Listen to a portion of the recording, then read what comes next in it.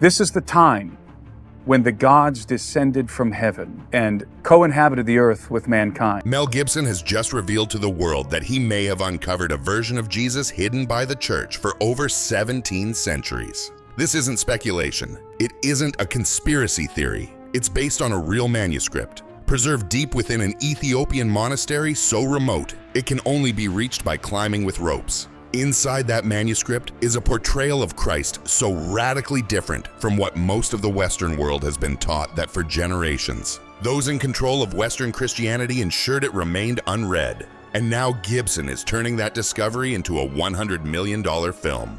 Jewish scriptures have long hinted at the existence of supernatural beings. But the Ethiopian Bible didn't just survive history, it waited. And what it reveals about Jesus has the potential to completely reshape everything you thought you understood. If stories like this keep you awake at night, this is where it begins. Because what you're about to hear may change the way you see Jesus Christ forever. Even the early church fathers were divided on these ideas. The church fathers are somewhat divided on it. You know, one explanation of Genesis 6, the sons of God looked on the daughters of men and found them to be beautiful and went and did the thing that men and women do. In 2004, The Passion of the Christ changed everything. Directed by Mel Gibson, the film was shot in Aramaic, Latin, and Hebrew, with no concessions to Hollywood and no attempt to soften its message for a wider audience. It focused entirely on the final 12 hours of Jesus' life, and it did so with an intensity that shocked theaters worldwide. The scourging, the crown of thorns, the slow, brutal walk to Calvary. Critics called it excessive, but audiences saw something else. The most unfiltered, uncompromising portrayal of Christ's suffering ever put on screen. Despite its modest budget, the film earned over $600 million globally, becoming the highest-grossing R-rated film in American history for nearly 20 years. And yet, Gibson has always insisted on one thing. That film was only the beginning. For more than 2 decades, he has been working on a sequel, a project he describes not just as a continuation, but as an obsession, something he could never walk away from, even when his career was under attack. Now officially titled The Resurrection of the Christ, the sequel will be released in 2 parts, distributed by Lionsgate, with a reported budget of around $100 million. Production is already underway at Cinecittà Studios in Rome. Part 1 is scheduled for Good Friday, 2027. Part 2 will follow 40 days later, on Ascension Day. But here's what makes this different. In a 2022 interview with the National Catholic Register, Gibson revealed that the story would not follow a traditional linear narrative. Instead, it would move across time itself, interweaving the resurrection with events from the past, the present, and even entirely different realms. According to Gibson, the story has to begin with the fall of the angels. And to tell that story, you have to leave the world we know and enter something else entirely. Later, during an appearance on the Joe Rogan Experience, he pushed the idea even further. He explained that he was working with 2 separate scripts, one traditional and one far more experimental, something he described as closer to an acid trip. His words were direct. You're going into other realms. You're in hell. You're watching angels fall. And this is where things become difficult to ignore, because that exact journey, Christ ascending through multiple heavens, confronting fallen angels, and passing through hell, was already written down nearly 2,000 years ago. Not by a filmmaker, not by a modern theologian, but by monks, living in isolated monasteries, carved into the mountains of Ethiopia. Gibson didn't invent this idea, he found it.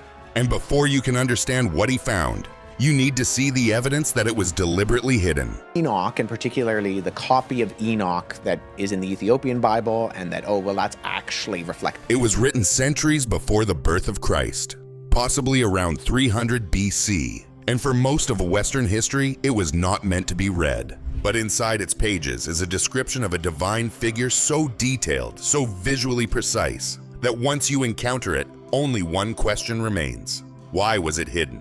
Chapter 46 describes a being with hair white like wool, a face filled with grace, surrounded by rivers of fire in a heavenly court. Angels fall to their knees. The wicked are judged. At the center stands a radiant figure of light, one who judges all creation. He is called the Son of Man, the Chosen One, the Righteous Judge. And throughout the text, this figure appears again and again, not as a gentle teacher, but as a being of overwhelming cosmic authority, a presence that governs the fate of every soul that has ever existed. Now compare that to Book of Revelation 1:14, written by John of Patmos around 95 AD. His head and hair were white like wool, white as snow. His eyes were like blazing fire. The parallels are unmistakable. Both texts describe feet like burnished bronze, a voice like rushing waters, a sword of judgment emerging from the mouth, eyes of fire, a face radiating overwhelming light. Now imagine a scholar sitting alone late at night inside an office at the University of Iowa. Two manuscripts lie open on his desk. Enoch on the left, Revelation on the right. George W.E. Nicholsburg has spent decades studying these texts. He reads them side by side, again and again, until finally, he stops. Years later, he would admit that it took him a long time to fully grasp what he was seeing, because the similarities were not subtle. They were undeniable. His conclusion was clear. The author of Revelation was not creating something new. He was echoing a vision that already existed, long before he ever wrote a word. The Epistle of Jude, yes, the one in your Bible, quotes the Book of Enoch directly in verses 14 and 15, almost word for word. Jude the Apostle clearly treats Enoch as authoritative prophecy, and he wasn't alone.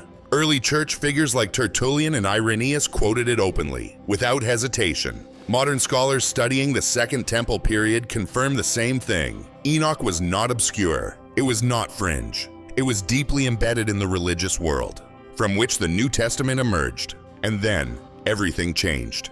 3 centuries later, powerful leaders decided it should no longer be read. At the Council of Laodicea in 363 AD, it was officially rejected. Copies were destroyed. The text was labeled dangerous, too dangerous for ordinary believers. And yet, it didn't disappear. Not completely, because what survived was more than just an alternative description of Christ. It reshaped the entire narrative, who he was, and why he came. Long before that decision, Syrian missionaries had traveled to what was then the Kingdom of Aksum. They carried with them a vast body of sacred writings, and that is where everything was preserved. The Ethiopian Orthodox Church traces its origins back to the 4th century, under Ezana of Aksum, which makes Ethiopia one of the oldest Christian nations on earth. Its scriptures were written in Ge'ez, an ancient sacred language, long before Latin or Greek came to dominate the Christian world. Then history intervened. When Islamic expansion swept across North Africa in the 7th century, Ethiopia became isolated, a Christian island, cut off from councils, decrees, and the systematic destruction of texts. That isolation saved everything. High in the mountains of Tigray, inside monasteries carved into sheer cliffs reachable only by rope, monks continued copying manuscripts. Generation after generation, century after century, dim rooms lit by oil lamps, ink mixed from minerals and plants, parchment made from animal skin. Each manuscript took months, sometimes years, and still, they kept going, because what they believed they were preserving was not forbidden knowledge, but divine truth. Now picture this, a French art historian stepping into one of these monasteries for the first time, a place the Western world had barely even acknowledged. Jacques Mercier had traveled to Ethiopia with a clear goal, to document the earliest surviving Christian manuscripts. But what he found was something else entirely, not just history, something unsettling. Ancient texts, carefully protected, copied by hand, unchanged for centuries, hidden in silence, far beyond the reach of Western influence. Manuscripts written in Ge'ez, pages worn with age, but still intact, images, descriptions, accounts that didn't align with what most of the world had been taught. And within those pages, the same figure appears again, the same radiant judge, the same being of fire and light, the same Son of Man described in Enoch, and echoed again in Revelation. This wasn't coincidence, it was continuity, a thread stretching across centuries, preserved not by power, but by isolation.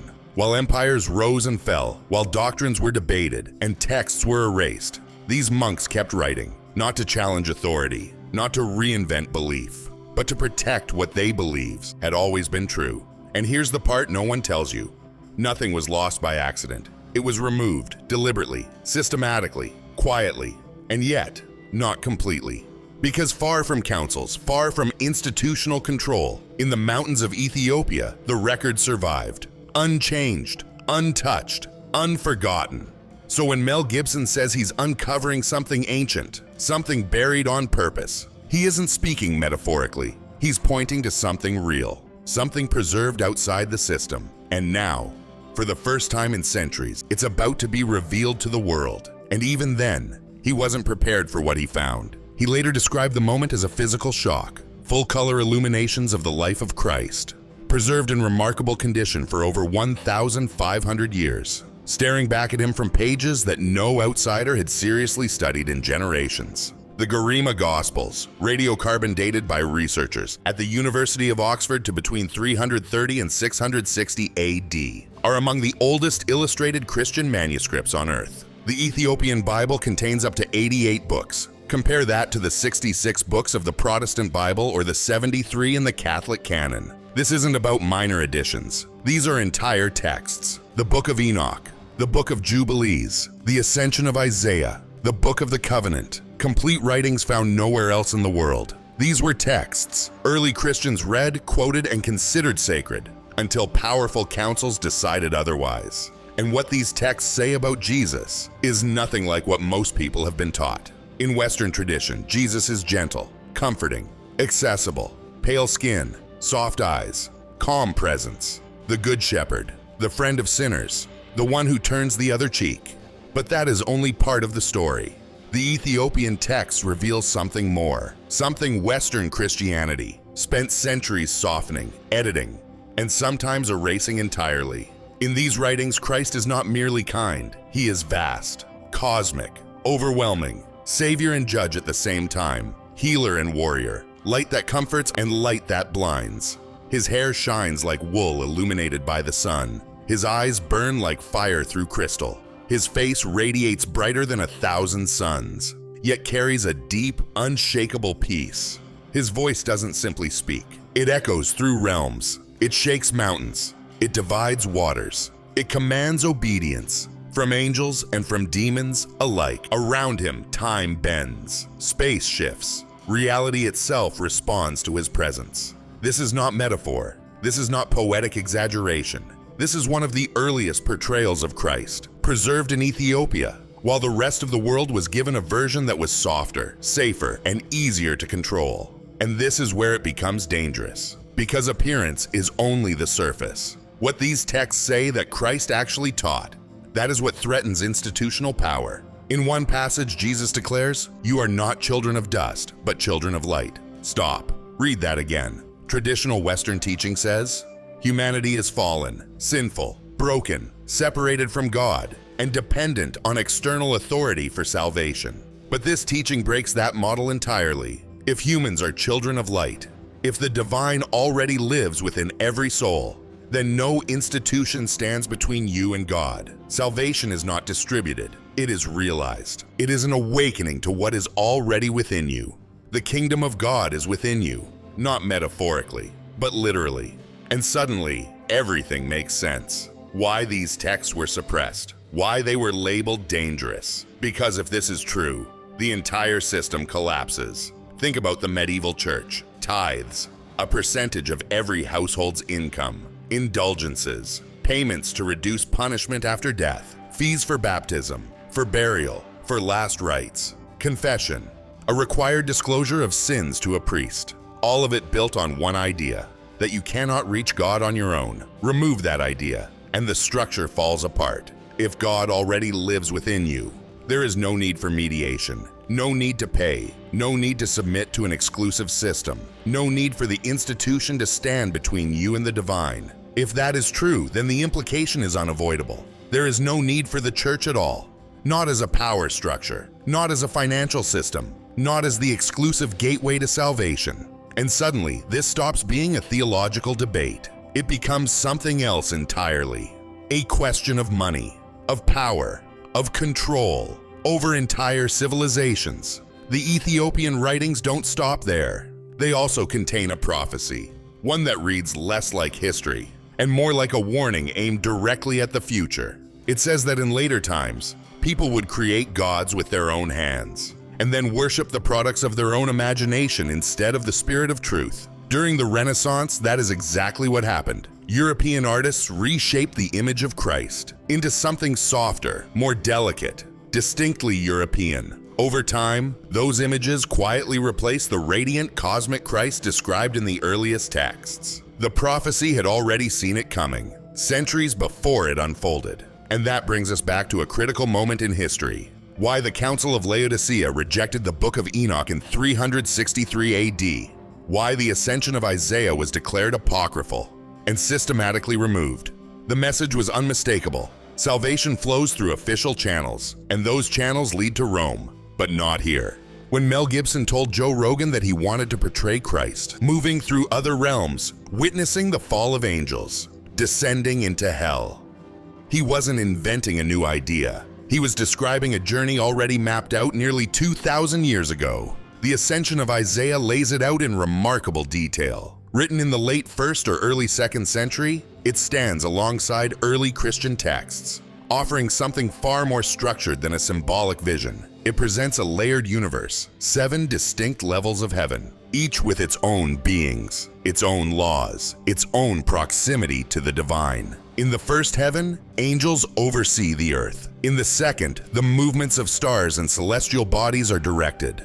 In the third, Isaiah witnesses paradise, including the tree of life. He passes through gates of living fire, walks across floors of crystallized light, encounters structures not made of matter, but of pure energy. By the 6th heaven, his body gives out. The brilliance of what exists there is simply too much for a human frame to endure. And still, even that level of glory is only a reflection of something greater waiting above. Then comes the 7th heaven, a realm so intense that no created being could survive there naturally. And it is here that Isaiah sees him, the beloved, a radiant authority preparing to descend into human existence.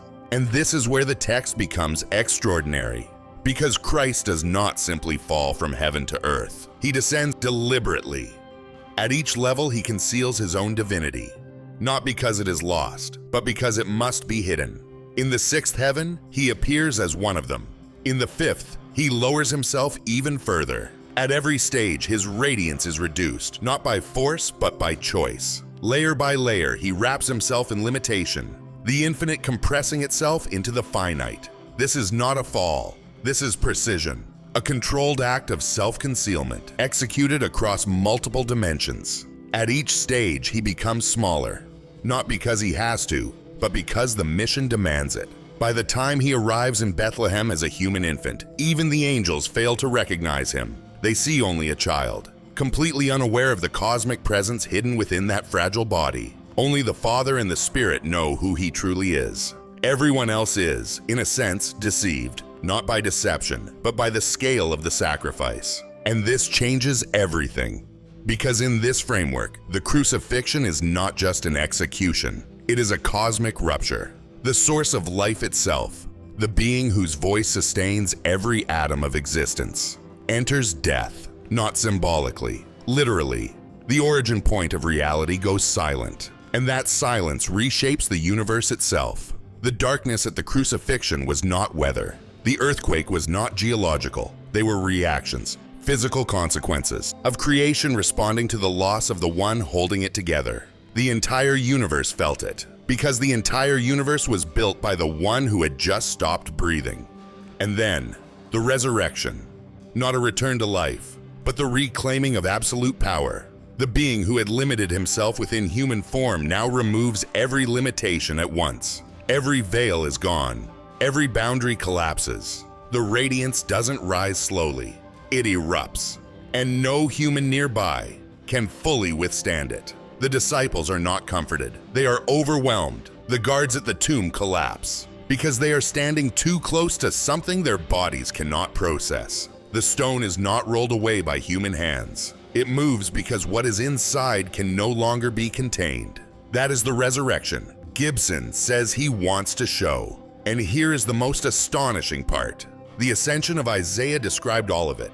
The descent, the concealment, the rupture, the release. Nearly 2,000 years before Mel Gibson was born, he is not creating something new. He is uncovering something ancient. Even today in Ethiopia, this vision of Christ is not theory. It is living theology. Christ is known as Axia, the Lord of the universe, fire and light, power and compassion, majestic, and yet deeply personal. In Ethiopian iconography, he is portrayed with dark skin, piercing eyes, and radiant golden halos. Fully human, yet unmistakably cosmic. In the West, Jesus comforts first. In Ethiopia, he overwhelms first. You encounter his magnitude, and only then does the comfort come. And look at this. In these manuscripts, miracles are not acts of kindness. They are restorations of cosmic order. When he calms the storm, the wind recognizes its creator and becomes still. When he walks on water, the water remembers its origin and lifts him. When he heals, he restores creation to its original design. When he raises the dead, he commands life itself to return. Every miracle says the same thing. I made this, and it still knows me. In these texts, Christ is the living word, the vibration through which reality exists. Light, sound, matter, life, everything flows through him, held together moment by moment. A concept written nearly 2,000 years ago that now echoes what modern physics suggests, that reality itself is built on energy, frequency, and vibration. And if that word were ever removed, creation wouldn't collapse, it wouldn't decay, it would simply stop. Now consider this. How close did all of this come to disappearing forever? Steve Delamarter once sat at a conference table surrounded by Western scholars. They saw the Ge'ez manuscripts he had studied for decades as little more than curiosities. Footnotes. He spent years trying to convince them they were wrong. Today, modern research is proving that he was right. The Garima Gospels reveal a tradition that rivals anything produced in Europe, which forces a new question. Where did the most advanced Christian thought actually flourish in the first millennium? Not in Rome, not in Constantinople, but in isolated monasteries, lit by oil lamps, preserved by men whose names we will never know. And now, after 17 centuries of silence, this story is returning. If Gibson remains faithful to what he has described, the world in 2027 will not meet the familiar Western Jesus. It will meet something else, a Christ of cosmic fire, unlimited authority, who chose to suffer, to die, to experience every wound, and then rise again in a moment that shook reality itself. So think about this. Those monks knew what we have forgotten. They knew this version of Christ was not the one power wanted the world to see. And still, they kept writing. For centuries, in darkness, for a future they would never witness. And now, that future has arrived. If a truth this large could be buried for centuries, what else is still waiting to be uncovered? Leave your thoughts below. And if you want to be here when the next hidden text is revealed, subscribe, because what you've just seen is only the beginning.